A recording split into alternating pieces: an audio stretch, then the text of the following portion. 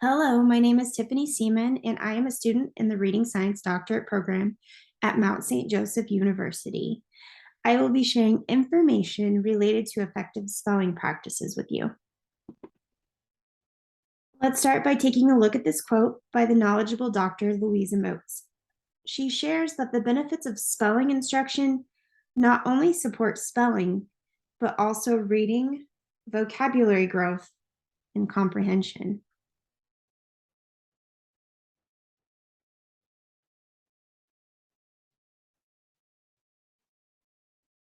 It is also likely no surprise that explicit spelling instruction supports writing as well.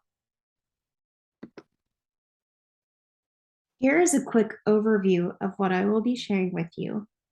We will start with some research and end with the specific steps for implementation.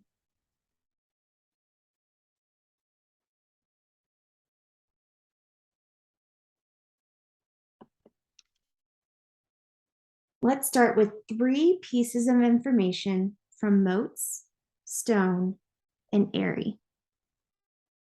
Moats shares with us that the spelling of words in English is more regular and pattern-based than commonly believed.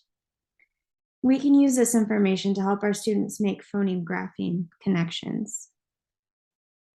Next, Lynn Stone shares with us that many teachers are not confident about teaching spelling, and unfortunately, spelling practice may well be the greatest victim of wasted opportunity in literacy instruction.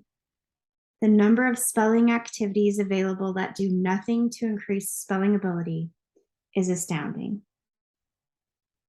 She has a great article that I've listed in the references. We will take a look at a few of these practices as well as what we could do in place of these less effective practices.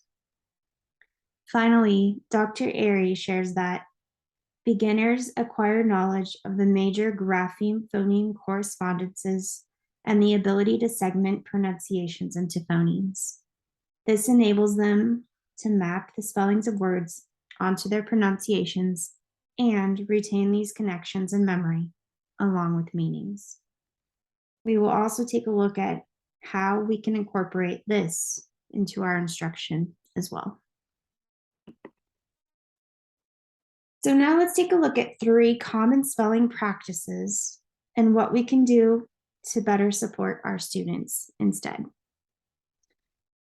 The first practice is providing students with a list of unrelated words to practice, and this typically happens through rote memorization. Giving them a list and asking them basically to write the words over and over, look at the words, memorize the words, and then usually take a test over the words at the end of the week. A more effective practice would be to provide students with explicit, systematic, and cumulative instruction focused on specific patterns and concepts. We will look at a specific example in just a bit. Another common practice is to have students match the word to the shape of the letters in the word. Unfortunately, this does little more than focus attention on the shape of the word rather than the sound spelling correspondences, which is related to memorization of how the word looks visually. Lynn Stone actually refers to these as word coffins. A more effective practice would be to use Elkonin boxes to have students map the phonemes in patterns of the words.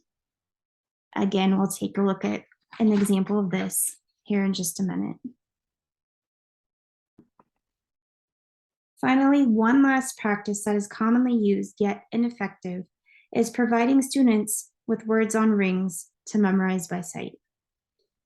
A more effective practice would be to have students map the sounds and patterns and to discuss any tricky or irregular parts within the words. Now let's look at those practices a little more in depth. Here are the steps for focusing on one pattern or concept. I will also show you a short video clip of this practice in action. First, You want to make sure you follow a scope and sequence in order to build upon skills starting from simple to more complex. Next, you want to ensure that you explicitly teach and provide opportunities for students to practice the concept. And finally, you want to provide adequate practice to allow for students to master the skill. New learning builds upon prior learning. Here is an example of explicit instruction in action. Take note of what you observe.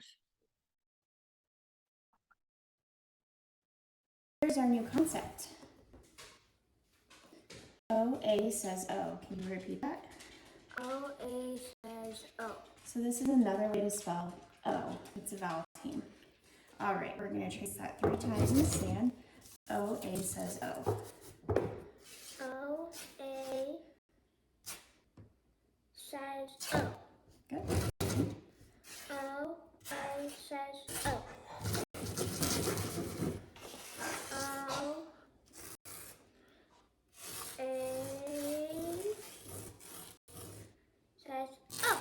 Nice job. All right, let's take a look at what your mouth is doing when you say O. Can you say O?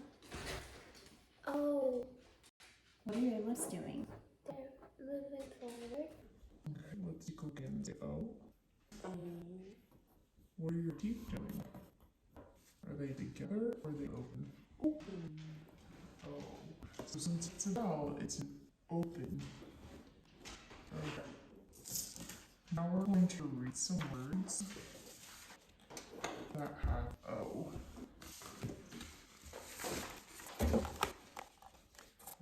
Leave this in front of you while we work, okay? And read some words with O. Let's read that first one. O. What's your next one? Go. Go. Go. What's your last one? Toad. Can you circle the O in each of those? And what makes O?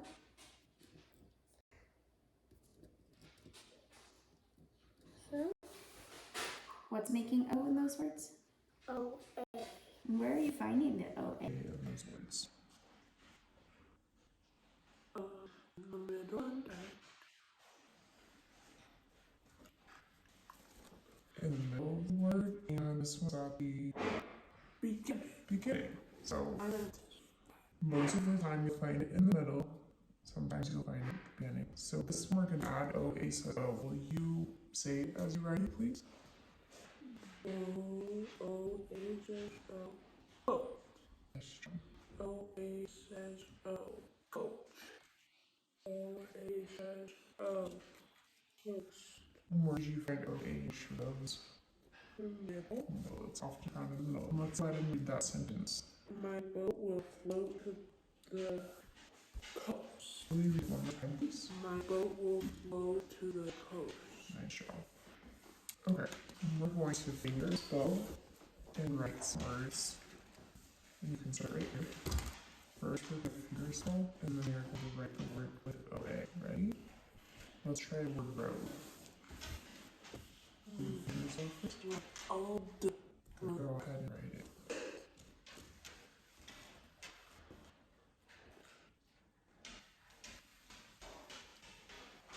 Okay, let's try coat. Finger spell. Oat. Coat. Go ahead and write it.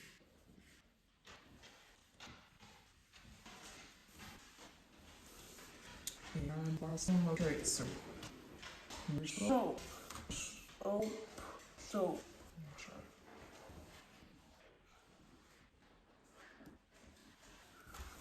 Let's review Oasis and where can you find it? The beginning. The middle. And what was our keyword? Do you remember? Boat. Very nice.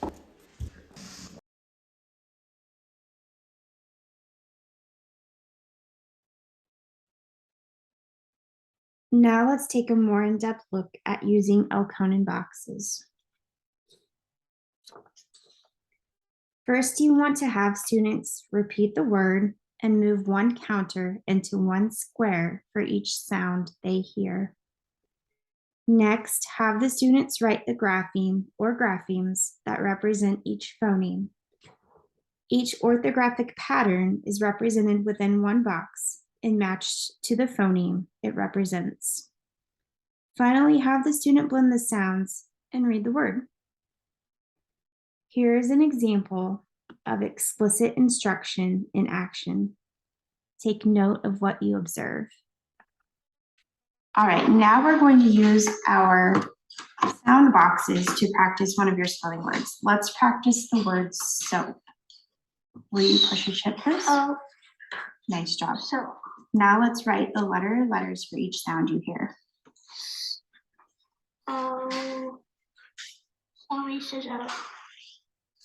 Good. Can you blend and read it? Oh. So. Very nice.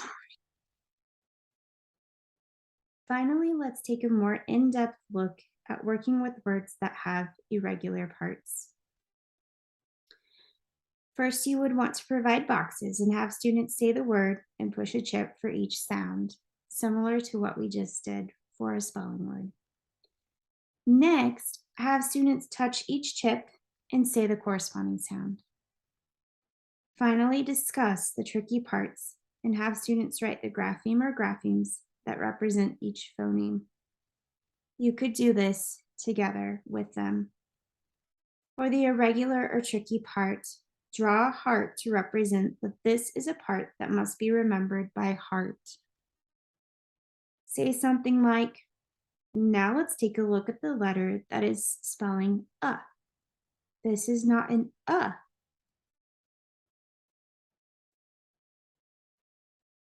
Say something like, now let's take a look at the letter that is spelling the sound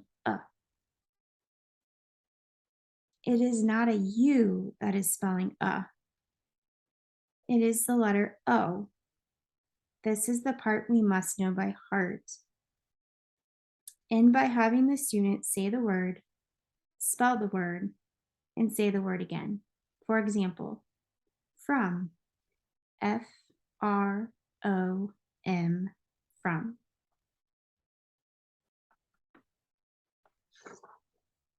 Here is an example of explicit instruction in action. Take note of what you observe. Okay, our new word we're going to practice is said. Said. I can use it in a sentence. My mom said, go to bed. Can you use it in a sentence? My mom said I had to go downstairs with the guests. Nice job. Okay, next we're going to map the word said. And we're going to see how many sounds we hear inside. Will you push out a chip for each sound? D. Nice job. Okay, the first sound we hear said is. What's the second sound you hear? What's the last sound you hear? D. Okay, we hear d. Okay, let's map that now. So we know that what says s. S. Okay. Now, let's take a look at the letters that are spelling e. Usually we can think of an E for e, right? But this time we're going to write A-I. Will you write that? Okay, so AI is being a tricky part. So up here above the box, will you write a heart? And that reminds us we're going to remember this part by heart. Okay, so let's see what we have. What do you think your last sound? Yes, D is going to say D. Okay, will you touch each chip? What word are we working on? Said. Okay, now let's review the word said.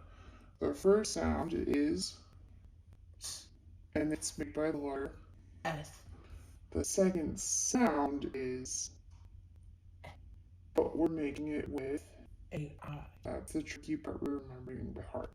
The last sound is D. And we can make that with a letter E. Okay. Alright, we're going to say the letters to spell the word. Ready? Yeah. S. Can you go it with me? S. A. I. E. What's our red word? Sad. And what's the tricky part that we have to remember? AI the heartbird.